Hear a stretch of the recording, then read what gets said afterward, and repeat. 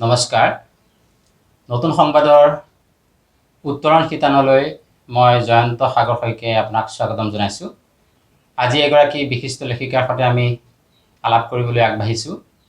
তেখেত অসম সাহিত্য সভাৰ 2015 বৰ্ষৰ কলাগুৰু বিষ্ণুপ্ৰসাদ ৰাভা বঁটা প্ৰাপক অন্যতম লেখিকা, গল্পকাৰ, উপন্যাসিকা ৰুমি লস্কৰ বৰা বাইদেউ।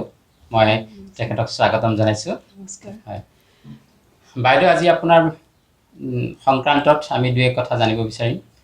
আপুনি সাহিত্যৰ বিভিন্ন ক্ষেত্ৰত ইতিমধ্যে স্বকীয় বৈশিষ্ট্যৰে নিজকে প্ৰতিপন্ন কৰিবলৈ সক্ষম হৈছে। আপোনাৰ গল্প, কবিতা, উপন্যাস ইতিমধ্যে যথেষ্ট চৰ্চা লাভ কৰিছে, জনপ্ৰিয়তা লাভ কৰিছে। আপুনি এই যে সাহিত্য সভাৰ কলাগুৰু বিষ্ণুপ্ৰসাদ ৰাভাদেৱৰ বঁটা লাভ কৰিছিলে দম্ফু কণ্ঠৰ বাবে, সেই সংক্ৰান্তত আপোনাৰ অভিজ্ঞতা আৰু অলপ ৰোমন্থন কৰিবলৈ মই আপোনাক দম্ফু উপন্যাসখন আচলতে এইটো নেপালী জনগোষ্ঠীৰ পটভূমিত লিখা এখন উপন্যাস আছিলে। আচলতে জনগোষ্ঠীটোক পটভূমি কৰি লোৱা তেতিয়া হোৱা নাছিলে, কিন্তু আমাৰ এই জাগিৰোড অঞ্চলৰ যে নিকটৱৰ্তী এখন ঠাই আছে, সেই ঠাইখনৰ কথাবিলাক বা এই নৈখনে অকণমান আকৰ্ষণ কৰি আছিলে। আৰু সেইখিনিত নেপালীসকলে, নেপালী জনজাতিয়ে, যাক আমি আমাৰ ইয়াত ভাৰতত গোৰ্খা বুলি কওঁ, তেখেতসকলে বসবাস কৰা এখন গাঁও আছিলে। গাঁও আছিলে নহয়, আছে এতিয়াও। আৰু তাৰে বহুকেইজন লোক হিন্দুস্তান কাগজ নিগমত কৰ্মচাৰী। তেওঁলোকৰ এজন কৰ্মচাৰী আছিলে, নাম হৈছে তেখেতৰ কৃষ্ণলাল শৰ্মা। এদিন তেখেতে কথাই কথাই ক'লে যে আমাৰ ইয়াতে এজন 1942 ৱৰ্ল্ড ৱাৰত এজন সৈনিক, তাৰ পৰা ভাগি অহা সৈনিক আছিলে, যিজনে নেকি এইখন আমাৰ ইয়াত যিখন, মই গাঁওখনৰ ইতিহাস সুধিছিলোঁ আৰু তাৰ নামটোৰ ইতিহাস সুধিছিলোঁ, আমলিঘাট কিয় হৈছিলে। তেতিয়া তেখেতে ক'লে যে সেই গাঁওখনৰ ইতিহাসটো বেছি ভালকৈ ক'ব পাৰিব আমাৰ সেই বয়োজ্যেষ্ঠ দেউতাজনে। আৰু তেতিয়া আমি জানিব বিচাৰিলোঁ। তাৰপিছত তেতিয়া তেখেতে এদিন লৈ গ'ল। লৈ যাওঁতে বয়সটো বহুত হৈছে, 93 ক্ৰছ কৰিছে, যদিও দাঁত চাত চব ঠিকে ঠাকে আছে, কিন্তু কথাবোৰ ক'লে অলপ বুজাত অসুবিধা হয়। কিন্তু যিখিনি বুজিছিলোঁ, তেওঁৰ মধ্যস্থতাকাৰী তেওঁৰ ঘৰৰ পৰিয়াল হৈছিলে কথাখিনি বুজাই দিয়াত। গ্ৰাছৰুট লেভেলৰ তেখেত কৰ্মী আছিলে। তাৰপিছত তেখেতৰ যিখিনি অভিজ্ঞতা ক'লে, কেনেকৈ পলাই আহিছিলে, তেওঁ আচলতে মানে অৰ্ডাৰলি আছিলে, অৰ্ডাৰ দিয়ে, তেওঁ অৰ্ডাৰ ফ'ল' কৰে। গতিকে ওপৰৰ লেভেলৰ কথাখিনি সিমানকৈ ক'ব পৰা নাছিলে, মানে মিলিটেৰী বা আৰ্মিৰ এইসকলৰ। তাৰপিছত কথাখিনি মোৰ বৰ মনোগ্ৰাহী হৈছিলে। আৰু গাঁওখনৰ বিষয়টোতো জানিছিলোঁ তেখেতৰ পৰা। তেখেতে কৈছিলে যে তেনেকৈ আহি তেওঁ কেনেকৈ নেলিত পাইছিলে, নেলিৰ পৰা কেনেকৈ আমলিঘাট হ'ল, আমলিঘাটৰ পুৰণা নামটো কি আছিলে, ইয়াত ব্ৰিটিছসকলে কেনেকৈ মানে ৰাজ কৰিছিলে, এইবিলাক কথা বহুত ভাল লাগিলে। এটা জীৱন্ত যিহেতু কাহিনী, আৰু একদম পুৰা উপন্যাস তাত মানে ছিকুৱেঞ্চ আছে, ছাছপেঞ্চ আছে, আকৰ্ষণ কৰিলে। আৰু তাৰোপৰি তেওঁ নেপালৰ পৰা গুচি অহা লোক আছিলে, গোৰ্খা ৰেজিমেণ্টত ভৰ্তি হৈছিলে। আৰু নেপালত ইতিমধ্যে মই 2012 চনত অসম সাহিত্য সভাৰ তৰফৰ পৰা আন্তঃৰাজ্যিক ভাৱ বিনিময় উপসমিতিৰ তৰফৰ পৰা আমি তেনেকৈ মাননীয় সভাপতি, তেতিয়াৰ সভাপতি ৰংবং তেৰাঙৰ নেতৃত্বত আমি গৈছিলোঁ তাতে অনুষ্ঠান কৰিবৰ কাৰণে, তেখেতসকলৰ নিমন্ত্ৰণত। আৰু তাত সেই নেপালত গৈও মোৰ বহুতখিনি অভিজ্ঞতা হৈছিলে। মানে তাতো মোৰ বহুত বন্ধু বান্ধৱী গোট খাই গৈছিলে আৰু হৈ গৈছিলে। তেখেতসকলে বহুতখিনি নেপালৰ ইতিহাস কৈছিলে। আৰু সেইখিনি ইতিহাসৰ লগত এখেতৰ মানে কথাখিনি বহুতখিনি মিল আছিলে, সামঞ্জস্য আছিলে। তেখেত যিহেতু তাৰ পৰাই অহা আছিলে, বীৰভূম জিলাৰ পৰা। তাৰপিছত মোৰ ভাল লাগিলে। আৰু কাহিনী লিখিবলৈ মানে বিশেষ এটা তেতিয়া মোৰ কষ্ট কৰিবলৈ হোৱা নাছিলে, কিন্তু এটা বিশেষ জনজাতি তামাং, সেই জনজাতিটোৰ বিষয়ে জানিবৰ কাৰণে মই মাৰ্ঘেৰিটাৰ পাৱৈ আৰু ইফালে জাগুন লিডু, তাৰপিছত ইফালে জয়ৰামপুৰ গেট, তাত বহুত নেপালী লোক আছে 1914 ৱৰ্ল্ড ৱাৰত অহা আৰু 1942 ৱৰ্ল্ড ৱাৰত অহা। তেওঁ ডিব্ৰু চৈখোৱাত কেনেকৈ তেওঁলোকে আহিছিলে, চৰকাৰে কেনেকৈ মাটি দিছিলে, এইবিলাক কথা বহুত কথা আছে আৰু ক'বলৈ গ'লে দীঘল হৈ গৈ থাকে। মুঠতে আপুনি এই বঁটাই কিতাপখনৰ যি স্বীকৃতি প্ৰদান কৰিছিলে নিশ্চয় আপোনাৰ পৰৱৰ্তী সাহিত্য জীৱনত নিশ্চয় প্ৰভাৱ পেলাইছিলে বা উৎসাহিত কৰিছিলে বুলি আপুনি ভাবে নিশ্চয়। বঁটাটোতো এটা প্ৰেৰণা হয়।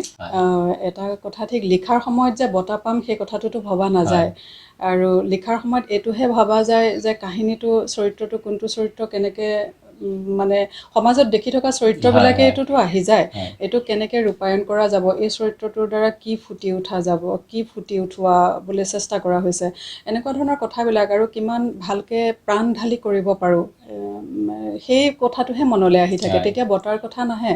আৰু যেতিয়া নভবা নিচিন্তা কথা এটা কোনোবাই অলপকৈ হ'লেও স্বীকৃতি দিয়ে তেতিয়াতো আনন্দিতটো হয় আৰু সকলোৱে। ইতিমধ্যে আপুনি যথেষ্ট সংখ্যক উপন্যাস, গল্প ৰচনা কৰি উলিয়াইছে। ইয়াৰ শেহতীয়াকৈ আপুনি এই সংক্ৰান্তত আপুনি নেপাল ভ্ৰমণৰো সুযোগ পাইছিলে, বা নেপালতো আপোনাৰ এখন গ্ৰন্থ যথেষ্ট সমাদিত হৈছিলে, আৰু তাৰ মুখ্য কাকতবিলাকত বহুতভাৱে প্ৰচাৰ হৈছিলে, এখন ইংৰাজীলৈ অনুবাদ হৈছে। গতিকে এই নেপাল ভ্ৰমণৰ অভিজ্ঞতা আৰু কিতাপখনৰ সংক্ৰান্তত অলপ হয়, মইতো অলপ আগতে ক'লোৱেই, এই যিখন কিতাপৰ কথা ক'লোঁ ডম্ফু, সেই ডম্ফুখনে তেতিয়া মানে ইংৰাজী ভাষালৈ অনুবাদ হৈছে, আৰু অসমীয়া কি কয় আপোনাৰ নেপালী ভাষালৈও অনুবাদ হৈ আছে। সেইখন এতিয়া প্ৰচেছত আছে, ওলাব আৰু অতি সোনকালে। অনুবাদ কৰিছে বিষ্ণু শাস্ত্ৰী, দুজনে কৰিছে, আৰু এগৰাকী চম্পা উপাধ্যায়। আৰু এইফালে মানে ইংৰাজী ভাষালৈ অনুবাদ হৈ গ'ল, বহুদিন হৈ গ'ল। তাৰপিছত তেওঁলোকে কলকাতাৰ এটা পাব্লিকেশ্যন তেওঁলোকে পাব্লিছ কৰিলে। কৰাৰ পিছতে খবৰটো মই নেপালৰ মোৰ যিসকল সাংবাদিক বন্ধু বান্ধৱী আছে, তেখেতসকলে খবৰ দিব দিছিলে আচলতে নেপালী সংস্কৰণটো কেতিয়া ওলায়। তাৰপিছত মই ক'লোঁ যে এইটো নেপালী সংস্কৰণটো অকণমান দেৰি আছে, ইংৰাজীটো যে ইতিমধ্যে ওলাই গৈছে সেইটো কথা মই খবৰ তেওঁলোকক দিলোঁ, আৰু দিয়াৰ লগত তেওঁলোক খুব উৎফুল্লিত হৈ পৰিলে, আৰু ক'লে যে আমাৰ অতি সোনকালে বিশ্ব মাতৃভাষা দিৱস আমি উদযাপন কৰিম আমাৰ নেপাল সাহিত্য একাডেমি আৰু প্ৰজ্ঞা একাডেমীৰ তৰফৰ পৰা, আৰু আপোনাক তালৈ নিমন্ত্ৰণ কৰিছোঁ, আমি সেই কিতাপখন আমাৰ ইয়াত উন্মোচন কৰিব বিচাৰোঁ। আৰু সেইটো মোৰ কাৰণে খুব ভাল লগা খবৰ আছিলে। মই অনুবাদিকা ডক্টৰ সৰিতা শৰ্মাকো কথাটো জনালোঁ, আৰু তেখেতেও বহুত ভাল পালে, তেখেতকো তেওঁলোকে ফালৰ পৰা নিমন্ত্ৰণ দিলে, আৰু গ'লোঁ তাত। বহুত ধুনীয়াকৈ তেওঁলোকে অনুষ্ঠান কৰিছে, যিটো মোৰ কাৰণে অভাৱনীয় আছিলে। আৰু তাতে উপস্থিত আছিলে বিশ্ব মাতৃভাষাৰ দিৱসত মোক কবিতা পাঠ কৰিবৰ কাৰণে তেওঁলোকে অনুৰোধ জনাইছিলে, আৰু তাত উপস্থিত আছিলে নেপালৰ উপ প্ৰধানমন্ত্ৰী পোখৰালজী উপস্থিত আছিলে, আৰু তেখেতে তেতিয়া চিনাকি হৈ পেলাই সেই কিতাপখন দেখি ইমানেই উৎফুল্লিত হ'ল, আৰু তেখেতৰ ঘৰলৈ নিমন্ত্ৰণ কৰিছিলে। সেইটো এটা মোৰ কাৰণে খুব ভাল লগা। আৰু তেখেতে অকল যে নেপালৰ উপ প্ৰধানমন্ত্ৰী সেইটোৱে নহয়, তেখেত এজন ভাল লেখকো, আৰু তেখেতে নিজে লিখা, হয়, অনুৰাগী নহয়, তেখেত সাহিত্য চৰ্চাও কৰি থাকে। আৰু মই আচৰিত পালোঁ, মই যিখন কিতাপ আগদিনাখন ঠিক 2:30-3টা বজাত মই তেখেতক দিছিলোঁ, তেখেতৰ হাতত তুলি দিছিলোঁ, তেখেতে সেই কিতাপখন ৰাতি 1:30টা বজালৈকে পঢ়িছে। পঢ়ি লৈ মই তাত সেই কথাবোৰ, নেপালৰ কথাবোৰ ইমান কেনেকৈ জানিলোঁ, তেখেতে মোক যেতিয়া পিছদিনাখন মই তেখেতৰ মানে চৰকাৰী আৱাসত লগ পাইছিলোঁ, তেখেতে যেতিয়া কৈছে মই আচৰিত হৈছিলোঁ সঁচাকৈ, ইমান এটা ব্যস্ত পদবীত থাকি, আৰু তেখেতে যে ইমানখিনি কিতাপ পত্ৰ পঢ়ে, সেই কথাটোৱে মোক খুব আপ্লুত কৰিছিলে। আৰু অতিকৈ সুখৰ বিষয় মোৰ কাৰণে তাৰে নেপালৰ ত্ৰিভুৱন ইউনিভাৰ্চিটিৰ ইংৰাজী বিভাগৰ এজন অধ্যাপক, তেখেত সুৰেশ হানচাৰিয়া তেখেতৰ নাম, আৰু তেখেতে মোক প্ৰস্তাৱ দিলে তাতে সমজুৱাকৈ যে এইখন কিতাপ আমি ইংৰাজী ভাষাৰ ত্ৰিভুৱন ইউনিভাৰ্চিটিৰ ইংৰাজী বিভাগৰ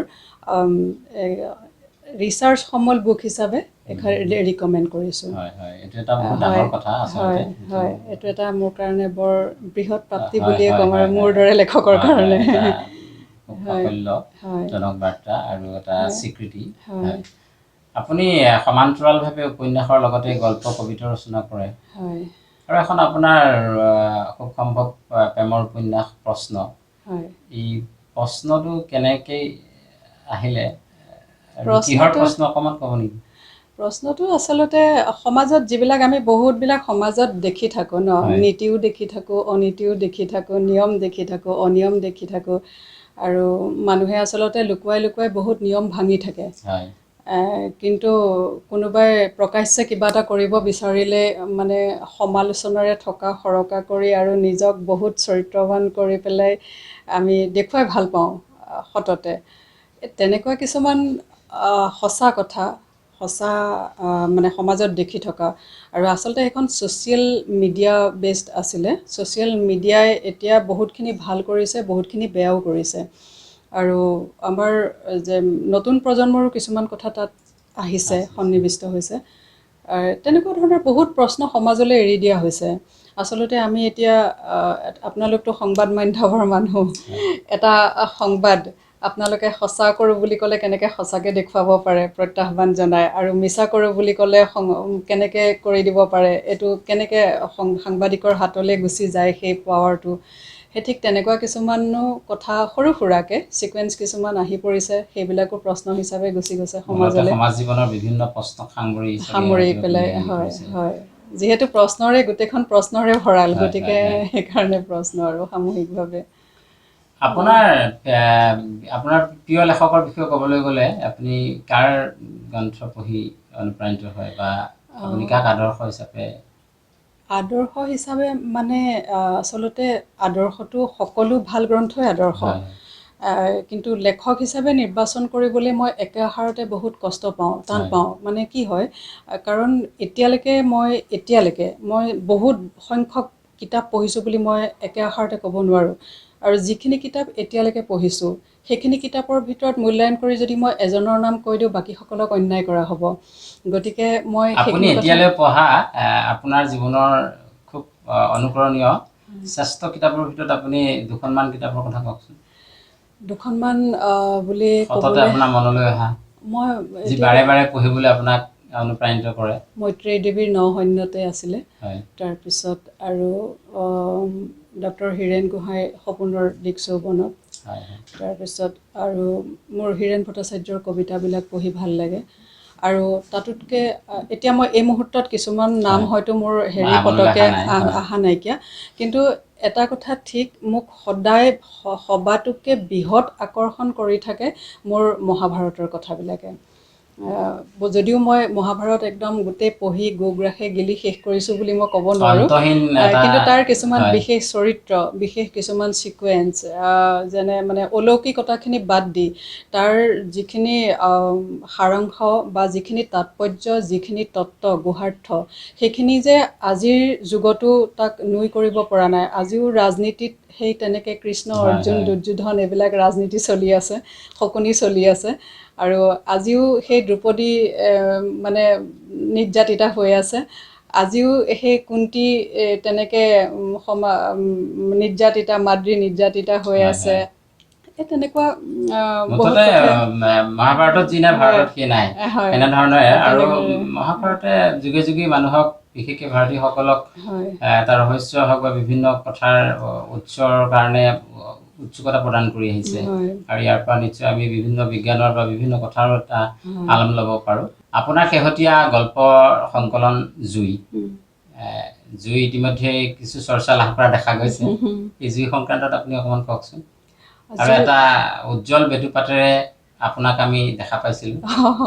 এইটো আচলতে সেইটো আমাৰ প্ৰকাশকৰ আইডিয়া আছিলে। হয় হয় সেই তেনেকৈ ক'লে যে এখন তোমাৰেই ফটো এখন দি পেলাই এইবাৰ গল্পখন প্ৰকাশ কৰিব বিচাৰোঁ। হয় সেইটো সম্পূৰ্ণ তেখেতৰ আইডিয়া, হয় হয় আৰু ময়ো না নকৰিলোঁ, হয় দিয়া হয় যাওকচোন, দেখা যাওকচোন বুলি ৰাইজৰ ভাবিলোঁ। আৰু পঢ়ুৱৈ সমাদৰ কেনেধৰণৰ লাভ কৰিছে? পঢ়ুৱৈ সমাদৰ গল্পবিলাক ইতিমধ্যে বিভিন্ন কাকত আলোচনীত প্ৰকাশিত আছিলে, আৰু হয় তেতিয়াই বিভিন্ন গল্প থোপাই পঢ়ি আপুনি পেলাই। প্ৰকাশিত হয়, কৰিছে। তেতিয়া আৰু এনেও কিতাপখন ওলোৱাৰ পিছতো কিছুমান যিসকল মানে ৰিডাৰে, যিসকল পাঠকে পঢ়িছে, তেওঁলোকে কেতিয়াবা কেতিয়াবা হোৱাটছআপৰ জৰিয়তে, কেতিয়াবা কেতিয়াবা ফেচবুকৰ, আজিকালিতো ছ'চিয়েল হয় হয় মিডিয়া, হয় আৰু সামাজিক তেনেকৈ মাধ্যমৰ জৰিয়তে বিভিন্ন প্ৰতিক্ৰিয়া হয় প্ৰকাশ কৰিছে। হয় আৰু এনেই আচলতে জুই গল্পটো এটা জুই মানে গল্পৰ শিৰোনামেৰে গল্পৰ কিতাপখনৰ নামকৰণ কৰা গ'ল।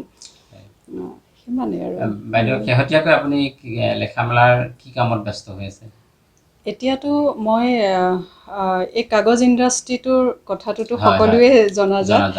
কাগজ ইণ্ডাষ্ট্ৰিটোৰ পটভূমি কৰি মই এখন উপন্যাস লিখিছিলোঁ 2012 চনত প্ৰকাশ হৈছিলে। এতিয়া মই তাৰ ছেকেণ্ড পাৰ্টটো ইতিমধ্যে লিখি শেষ কৰিছোঁ, প্ৰকাশকৰ হাতলৈ যোৱা নাই। এখনটো প্ৰকাশকৰ হাততে আছে, কিন্তু এতিয়া আমাৰ কৰোণাৰ কাৰণে বহুতখিনি কামটো বাধাগ্ৰস্ত হৈছে, সেইকাৰণে ৰৈ গৈছে। এখন আছিলে মাধৱ কৌশিকৰ কবিতাৰ অনুবাদ আছিলে, আৰু এখন হৈছে মহম্মদ জেদ কিয়ানীৰ আত্মকথা, India's freedom struggle and the great আইনে। সেই কিতাপখনৰ অনুবাদ ইতিমধ্যে মোৰ ফালৰ পৰা শেষ হৈছে। হয়, এতিয়াও প্ৰকাশকৰ হাতলৈ যোৱাগৈ নাই। হয়, এখন মানে নেতাজীৰ আজাদ হিন্দ ফৌজ, নেতাজী অহাৰ আগলৈকে, তাৰ আগৰ পৰা তাৰ মানে ফাউণ্ডেশ্যনটো কেনেকৈ হৈছিলে, গঠন কেনেকৈ হৈছিলে, সেই তাৰ পৰাই আৰম্ভ হৈছে। আৰু কেনেকৈ মহম্মদ জেদ কিয়ানী আছিলে এজন মানে আৰ্মীৰ শীৰ্ষ বিষয়া আছিলে। তেখেতৰ আত্মকথা মানে তেখেতৰ যিখিনি অভিজ্ঞতা, সেই তেতিয়াৰ পৰা নেতাজীৰ লগত কেনেধৰণে তেওঁ জীৱন যাপন কৰিছিলে, বা কৰ্মৰত অৱস্থাত কেনেধৰণৰ তেওঁলোকৰ সম্বন্ধ আছিলে। তেওঁক যে আজাদ হিন্দ ফৌজ বুলি কওঁতে আমি এটাতো হিন্দু বুলি ভাবোঁ ন, হিন্দু পূৰা সম্পূৰ্ণ হিন্দুইজিমক আমি লৈ যাওঁ মানে কনচেপ্টটো, কিন্তু মহম্মদ জেদ কিয়ানীও তাৰ শীৰ্ষ দায়িত্বত আছিলে। তেওঁৰ আত্মকথাত সেই গোটেইখিনি সাঙুৰ খাই আছে। যেতিয়া প্ৰকাশ হ'ব পাৰিব আপোনালোকৰ হাততো। আমি আশা কৰিছোঁ। আৰু এইখন গ্ৰন্থ ইতিমধ্যে বিভিন্ন ভাষাত অনুদিত হৈছে। বাইদেউ, আপুনি লেখা মেলাৰ ক্ষেত্ৰত প্ৰথমে আপুনি কবিতাৰে আৰম্ভ কৰিছিলে জীৱনৰ প্ৰথম লেখনি? কি লিখিছিলে আপুনি? কবিতাৰে জনাই নজনাই কবিতাৰে আৰম্ভ হৈছিলে। মোৰ প্ৰথম কবিতাটো আৰম্ভ হৈছিলে, সেইটো প্ৰথম কাৰণে মনত ৰৈ গ'ল। আৰু ক্লাছ 8 মানত আছিলোঁ নেকি কিজানি, তেতিয়া আন্দোলন হৈ আছিলে নহয়, ভৰপক আন্দোলন। সেই আন্দোলনৰ মানে উটি যোৱা দেখিছিলোঁ নৈত, আন্দোলনৰ সময়ছোৱাত। সন্মুখত কমিউনিষ্ট বুলি শব্দটো তেতিয়া বুজিও নাপাওঁ ইমান এটা, কিন্তু কমিউনিষ্ট বুলি ক'লে কিয় মাৰধৰ কৰে, এনেকুৱা ধৰণৰ কিছুমান প্ৰশ্ন আছিলে।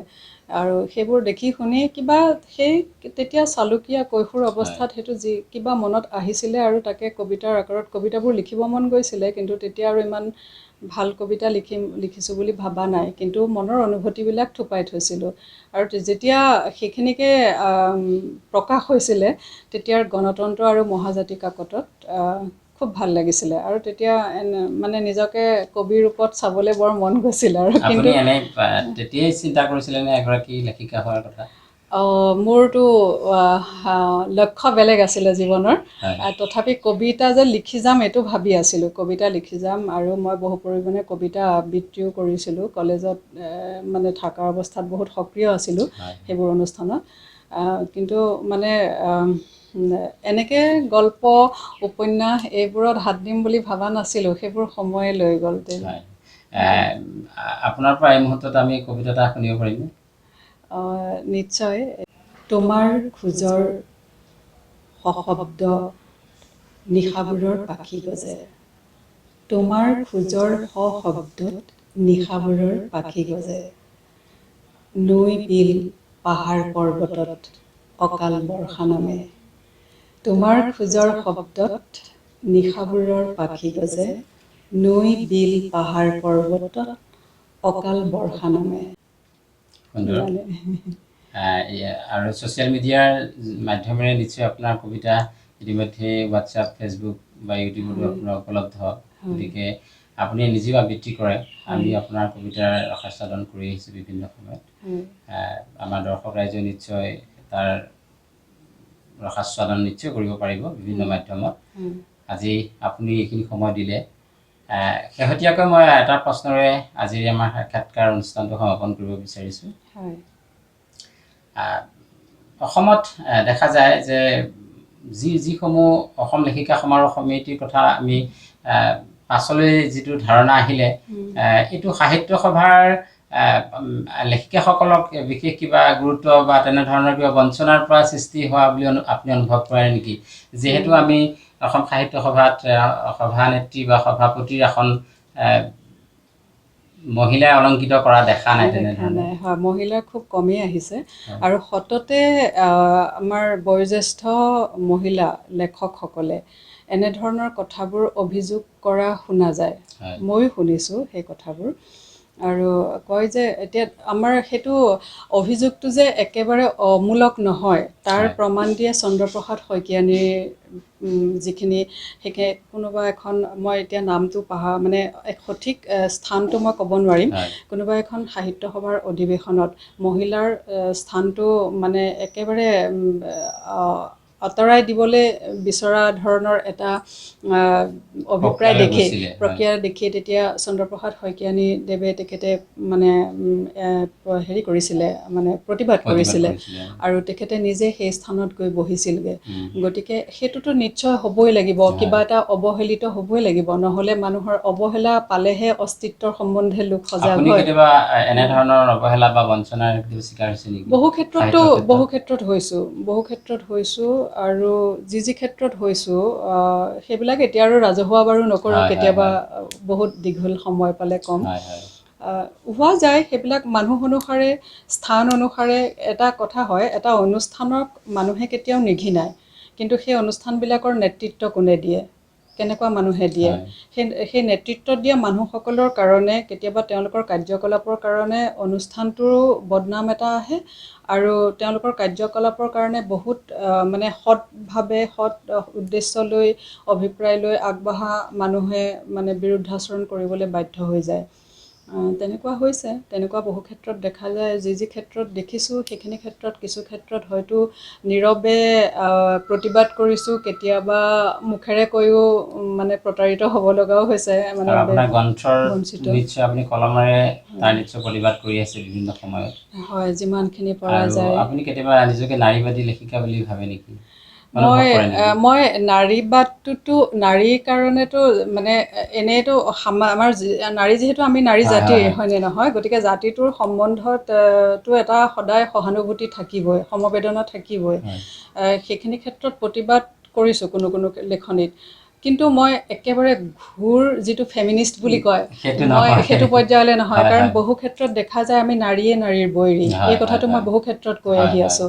আজি এটা অনুষ্ঠানত নাৰী যদি মুৰব্বী হৈ থাকে বা এটা অফিচত যদি নাৰী মুৰব্বী হৈ থাকে, বহু ক্ষেত্ৰত দেখা যায়, মই বহু ক্ষেত্ৰত বুলি কৈছোঁ দেই, সকলো নাৰী নহয়, বহু ক্ষেত্ৰত দেখা যায় এগৰাকী নাৰীয়ে নাৰীগৰাকীৰ দুখ বেদনা অনুভৱ কৰিব নোৱাৰি, মানে তেওঁৰ ওপৰত তেওঁৰ ডমিনেট এটা দেখুৱাবলৈ যায়। গতিকে এনেকুৱা ক্ষেত্ৰত আৰু কেতিয়াবা আমি কিবা এটা ক্ষেত্ৰত সমপৰ্যায়ত আছোঁ, এখোপ যদি আগুৱাবলৈ গৈছোঁ, সেই লগত থকা নাৰীগৰাকীয়ে আকৌ বাধা হিচাপে থিয় হৈ তেনেকুৱা। গতিকে তেনে ক্ষেত্ৰত কেতিয়াবা আকৌ পুৰুষেহে সহযোগ কৰি নাৰীক আগুৱাই লৈ গৈছে। দুয়োটাৰে অভিজ্ঞতা যিহেতু মোৰ আছে, গতিকে মই এই ক্ষেত্ৰত মই একে ঘূৰ নাৰীবাদী বুলি ক'ব নোৱাৰোঁ। ঠিক আছে, আমি আপোনাৰ পৰা এইখিনি সময় বিভিন্ন বিষয়ত আলাপ আলোচনা কৰিলোঁ। আপোনাৰ ব্যস্ততাপূৰ্ণ সময়ৰ মাজত এইখিনি সময় দিলে, আপোনাৰ জীৱন আৰু আপোনাৰ ৰচনা গ্ৰন্থৰ বিষয়ে কিছু আলাপ কৰিলোঁ। ভৱিষ্যতে আপোনাক লগ পোৱাৰ আমি আশা ৰাখিছোঁ আৰু বিস্তৃত কথা পাতিবলৈ বাবে। গতিকে আজিলৈ আমি এইখিনি সময় দিয়াৰ বাবে নতুন সংবাদৰ উত্তৰণ অনুষ্ঠানলৈ আপোনাক ইমানতে আমি বিদায় দিছোঁ আৰু আমাৰ অনুষ্ঠানটো ইমানতে সমাপন কৰিছোঁ। ময়ো মোৰ ফালৰ পৰা অসমীয়া নতুন সংবাদৰ উত্তৰণৰ অনুষ্ঠানলৈ অভিনন্দন জ্ঞাপন কৰিছোঁ। এই অনুষ্ঠান দীৰ্ঘম্যাদী হৈ থাকক তাৰ কামনা কৰিছোঁ আৰু অসমবাসী ৰাইজলৈ নমস্কাৰ জ্ঞাপন কৰিছোঁ। ধন্যবাদ। নমস্কাৰ।